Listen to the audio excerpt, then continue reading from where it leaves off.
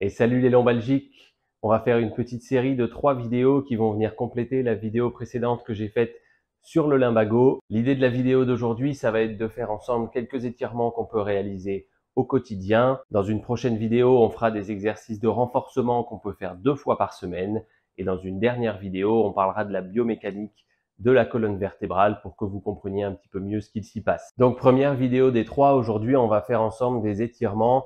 Pourquoi? Parce que très souvent, les muscles autour de la colonne vont venir s'enraidir, perturber sa mécanique et que c'est ça qui finit par faire mal. On va étirer les muscles des cuisses qui jouent un rôle important dans le positionnement du bassin et donc de la colonne. On va étirer les fléchisseurs de hanches, l'iliopsoas et le fessier qui jouent aussi un rôle important dans le positionnement du bassin et qui peuvent s'enraidir et être responsables de douleurs. Et on va aussi étirer les muscles paravertébraux, les 2 barres de muscles qu'on a tout le long du dos, parce que ces muscles-là sont ceux qui font mal le plus souvent, qui peuvent s'enraidir, et qu'on sait qu'une colonne qui va bien, c'est une colonne qui bouge bien. Avant de commencer, le petit mot du docteur, si vous avez un des critères suivants, ne faites pas ces exercices et allez d'abord voir votre médecin. Et ensuite, c'est un protocole de rééducation assez général, donc évidemment, il ne peut pas être 100% adapté à votre cas. N'hésitez pas à en parler à votre kiné ou à un médecin spécialisé qui vous aura bien examiné pour qu'il puisse vous guider et vous dire sur quel exercice insister et lesquels éventuellement mettre de côté. Pour faire nos exercices, on va avoir besoin d'un tapis, d'une serviette, d'une table ou d'une chaise en fonction de votre souplesse et de mon meilleur ami, le manche à balai. Les étirements seront plus efficaces sur des muscles un petit peu chauds, donc on va commencer par quelques petites séries d'échauffement. On commence avec les fentes, on met la jambe gauche en avant, la jambe droite en arrière et on descend. On va faire 10 répétitions jusqu'à ce que le genou touche le sol en maîtrisant bien la descente. 4, 5, on garde le dos bien droit. 6, 7, on rentre le ventre. 8, 9 et 10, on change de jambe. 1, 2, 3, 4, 5, 6, 7, 8, 9 et 10. On va passer à des montées de genoux. On va en faire 10 de chaque côté en faisant un mouvement lent et contrôlé. 2, 3, on essaye de monter le plus haut possible. 4, 5, 6, 7, 8, 9 et 10. On passe aux inclinaisons pour travailler le caisson abdominal. On reste bien droit et on descend une main sur le côté, puis de l'autre. On va faire pareil, une dizaine de répétitions de chaque côté.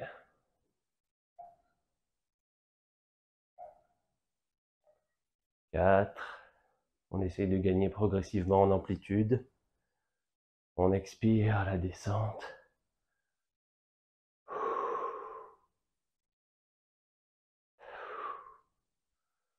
On expire. On fait toujours un mouvement lent et contrôlé.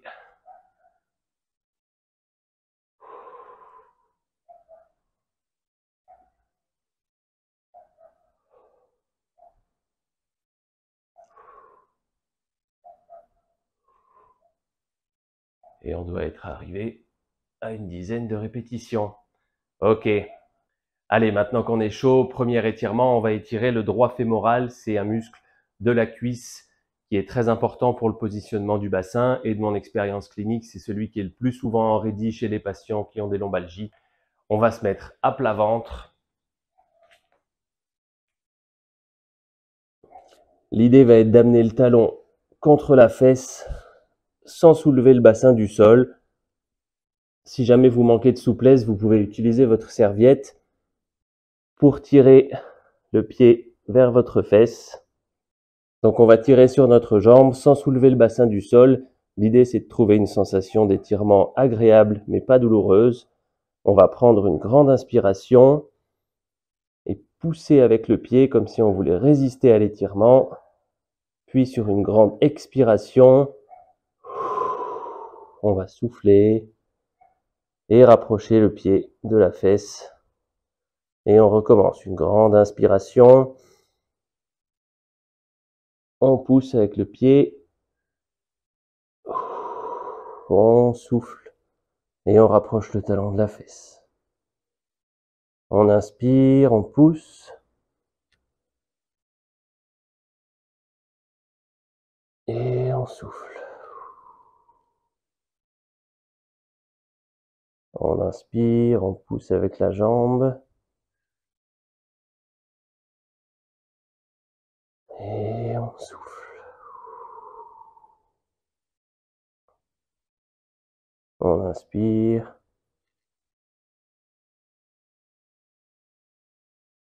On relâche et on souffle. Et le talon doit progressivement se rapprocher de la fesse. Une dernière fois, on inspire.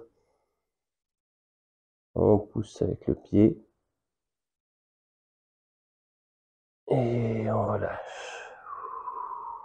Et on vient accentuer l'étirement qui ne doit pas faire mal.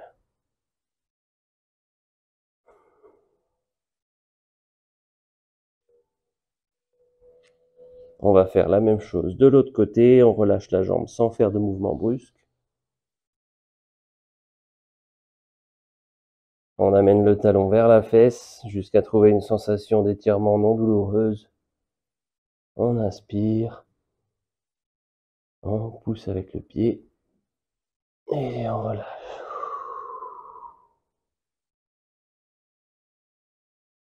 On inspire. On pousse. Et on relâche. On approche le talon de la fesse. On expire. On inspire.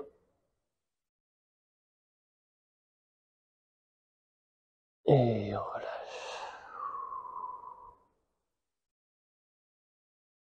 On inspire, on pousse.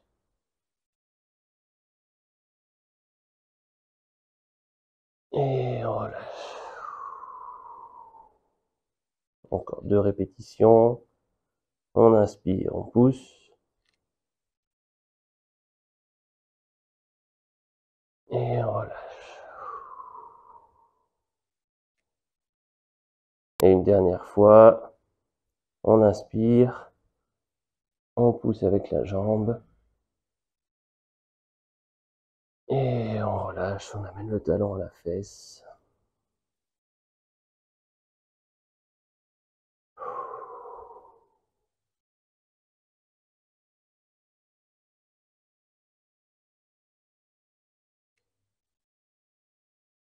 Ok. Allez, on va profiter d'être au sol pour étirer le psoas. Si besoin, vous pouvez plier votre serviette pour la mettre sous votre genou. Il faut avoir le pied arrière bien dans l'axe. S'il est à l'intérieur, l'étirement ne fonctionnera pas. En partant de là, on va décaler le bassin vers la jambe avant, c'est-à-dire sur le côté et vers l'avant. L'idée, c'est d'essayer de faire un mouvement de rétroversion du bassin qui va aplatir la colonne et qui va déclencher une sensation d'étirement au niveau du pli de l'aine. Même chose que précédemment, on va faire une grande inspiration et on expire et on accentue l'étirement.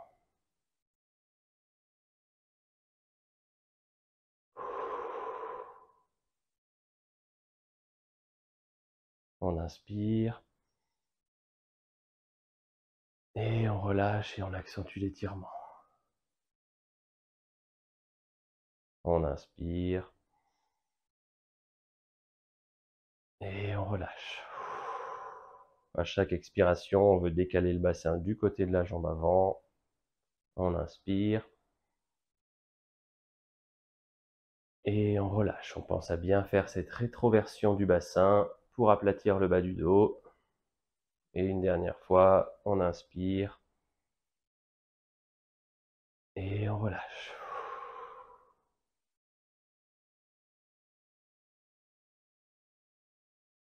On va faire la même chose de l'autre côté. Cette fois, je vais vous le montrer de profil.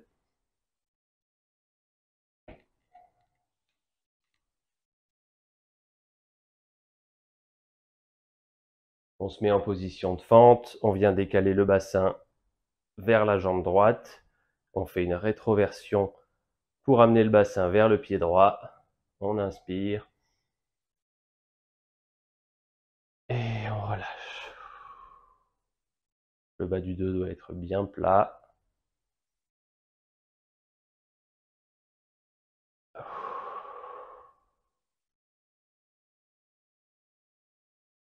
On inspire profondément et on relâche. On inspire et on souffle et on relâche.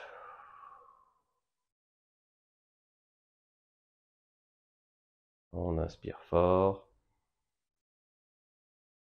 On souffle et on rapproche le bassin du pied avant.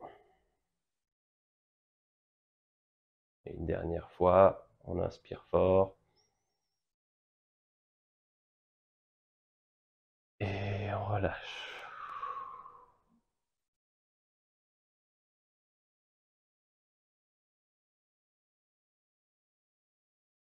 Ok, on repasse au sol pour étirer le grand fessier. On va commencer par la jambe gauche. On amène le genou gauche vers les épaules et avec le coude droit, on vient l'attraper et on vient tirer vers nous. Même chose que précédemment. On va inspirer fort. Expirer, tirer le genou vers l'épaule droite.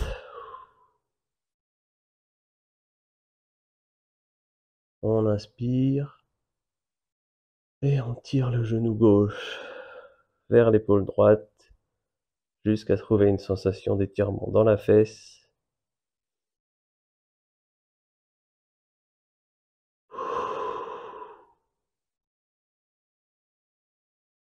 On inspire fort et on relâche.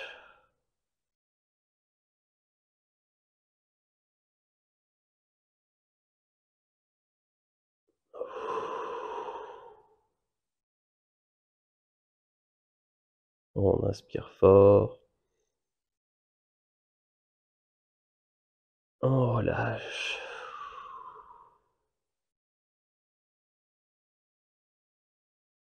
On inspire. Et on fait une expiration profonde pour accentuer une dernière fois cette sensation d'étirement. On va passer à l'autre côté sans mouvement brusque. On plie la hanche droite et on vient chercher le genou droit avec le pli du coude à gauche. On vient s'aider de la main droite et même chose. On inspire, on expire et on tire. On inspire fort. On relâche.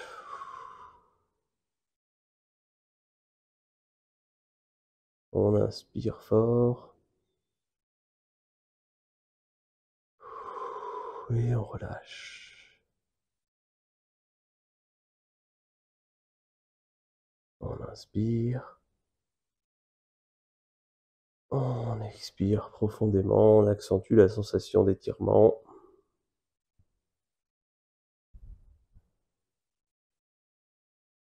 On inspire fort.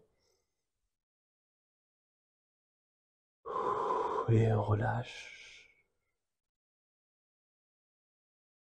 Et une dernière fois, on inspire. Et on expire, on maximise la sensation d'étirement dans les fessiers. Super. On relâche doucement, sans faire de mouvement brusque. On va poser le pied droit à plat sur le tapis. On pose la tête. La cheville gauche vient se poser sur le genou droit. Et avec les deux mains, on va venir attraper la jambe droite en avant. Normalement, dans cette position, vous devriez ressentir un étirement dans la fesse, et même chose qu'avant, on va inspirer fort, et en expirant, on essaye d'amener le genou gauche vers le bas et l'extérieur, et tirer un petit peu plus fort avec le bras. On inspire, on expire, on tire sur les bras.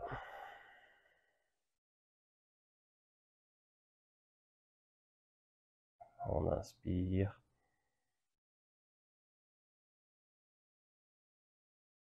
On expire, on tire sur les bras. La jambe gauche doit faire un mouvement de rotation externe.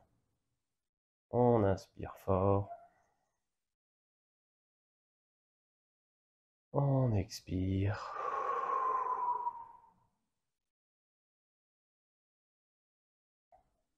On inspire fort. Et on souffle.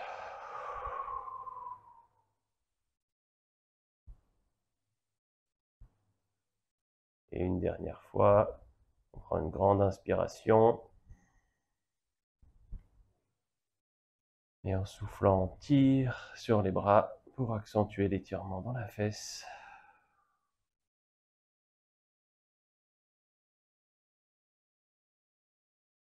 Et voilà pour le côté gauche. On va faire la même chose de l'autre côté. Cheville droite sur le genou gauche. On vient attraper la jambe gauche avec les deux mains. On s'allonge et on inspire. Et on expire profondément.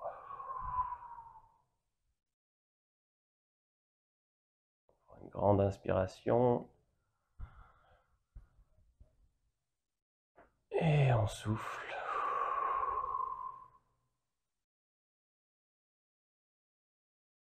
On inspire fort. Et on relâche.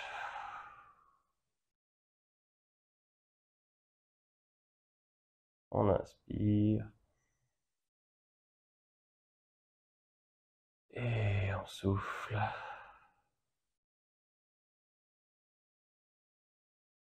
Encore une fois, on prend une grande inspiration. On expire, on tire sur les bras.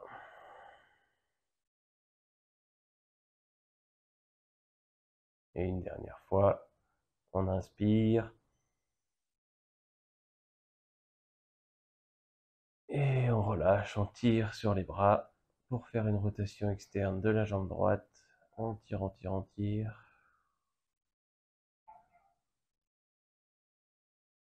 Et on relâche progressivement. Ok. Avant-dernier exercice, pour celui-là, on aura besoin du manche à balai qu'on va venir poser sur les épaules. Et on va commencer par faire une translation. On prend une grande inspiration. Et en gardant le manche à balai parallèle au sol, on va venir décaler les épaules sur le côté et souffler.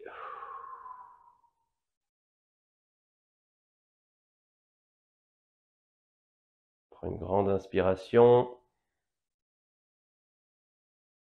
Et on souffle à nouveau. On inspire. Et on souffle. On inspire. On fait une expiration profonde. Et on essaye de trouver cette sensation d'étirement dans le bas du dos. Encore une fois, on inspire. Et on relâche. Et une dernière fois, on inspire. Et on souffle. Sur l'inspiration, on revient au milieu. Et on part de l'autre côté, on expire. Le manche à balai reste parallèle au sol. On inspire fort. On souffle.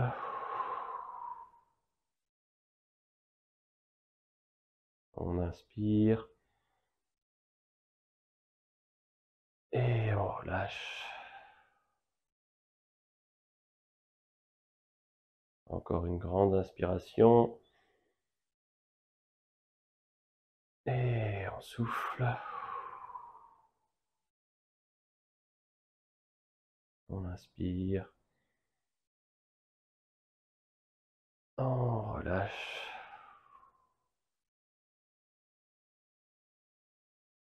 Et une dernière fois, une grande inspiration. Et on souffle.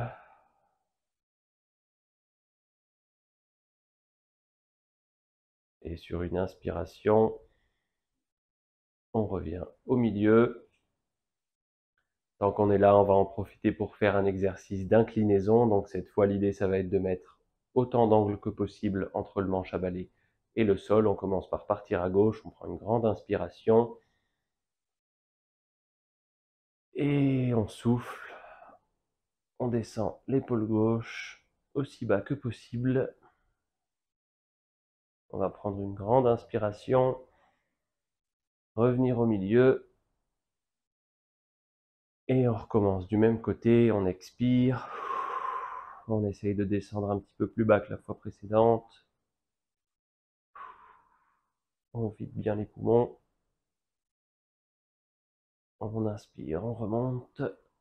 On va le faire une dernière fois. On prend une grande inspiration. Et on relâche. On souffle, on descend aussi bas que possible.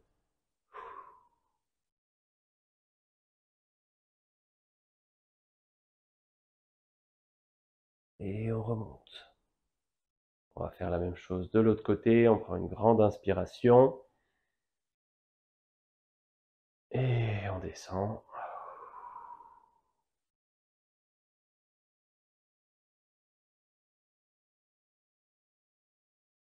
On inspire, on remonte.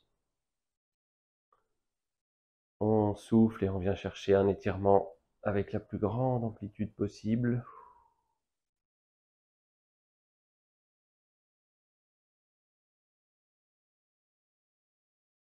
On inspire, on remonte. Et on repart sur une expiration. On essaye de mettre autant d'angles que possible entre le manche à balai et le sol.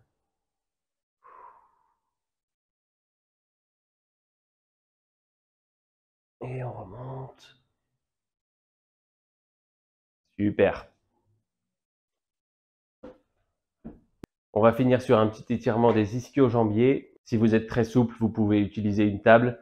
Sinon, utilisez plutôt une chaise. L'idée, c'est que le dos doit rester bien droit pendant toute la réalisation de l'étirement. On va venir poser le pied sur la chaise. On tend le genou. Le dos reste bien droit. Et on vient tout doucement se pencher en avant pour trouver une sensation d'étirement sur l'arrière de la cuisse. On ne triche pas, on garde le dos bien droit. On va prendre une grande inspiration.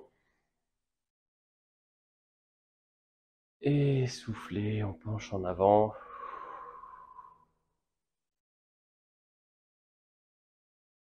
On prend une grande inspiration, le dos reste bien droit. Et on souffle, on se penche en avant. On inspire fort. Et on souffle.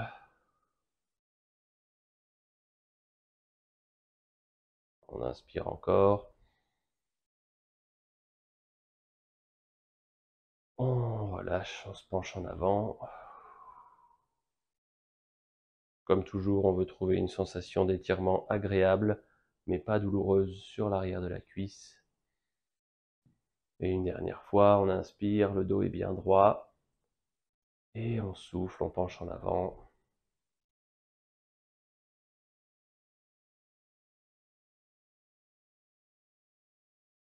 Ok, on inspire.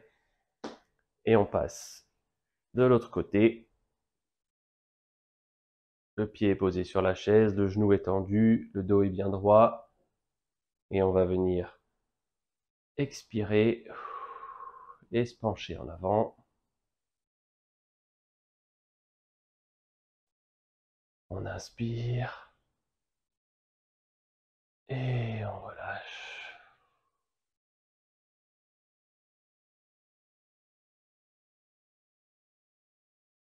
On inspire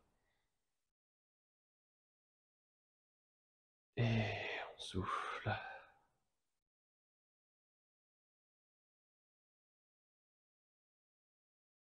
On prend une grande inspiration. On relâche.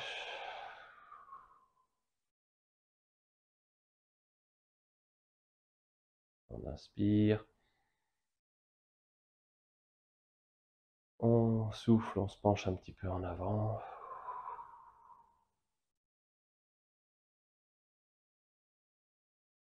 On inspire. Et on relâche. Et une dernière fois, on prend une grande inspiration.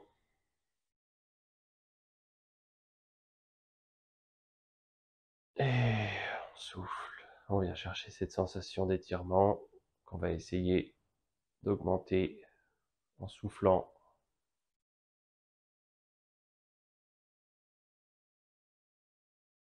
Et on revient à la position de base.